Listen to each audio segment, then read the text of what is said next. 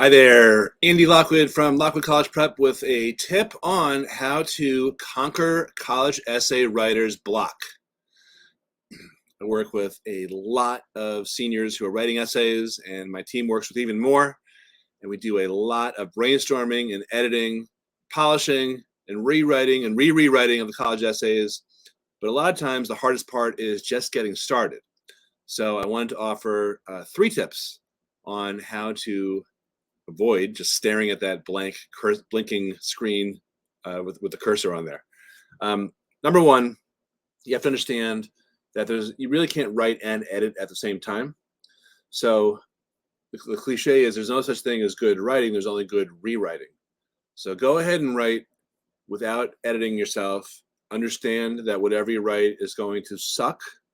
But once you start whittling it down and rethinking it and letting it breathe and then coming back to it again and again, it's going to turn out to be something very good.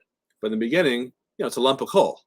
So don't edit yourself when you're writing. Don't second guess. Don't worry about word count. Don't worry about sentence structure. Don't worry about a conclusion. All these types of things, those are secondary. Most of the time, they take care of themselves after you've taken 3 or 4 passes at your essay. All right, but what if you really don't know where to start? So tip number 2 is, this is something I do personally. Take your smartphone.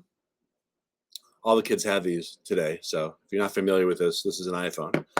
But I believe any device will work.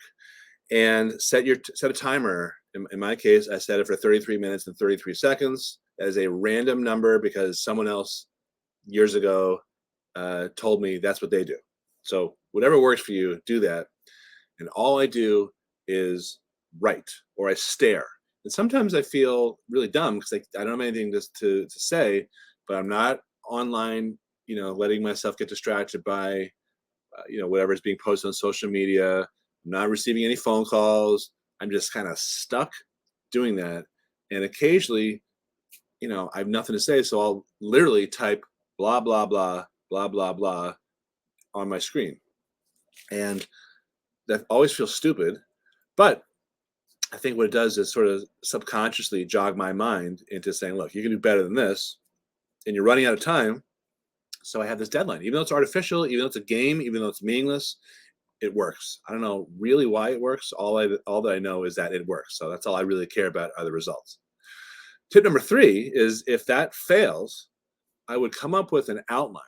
I'd read the essay prompt and I would say, okay, these are the types of things I want to say. I would just write down the outline, and then I would take out my trusty smartphone. All the kids have them today. Same joke. Not really funny. And I would hit record, and then I would talk my essay as if I was speaking to a friend. In my case, at a bar, but for underage kids, whatever the equivalent is, and have that recording transcribed. I believe Google has a free transcription service. I use a service called rev.com that transcribes at something like $1.25 a minute.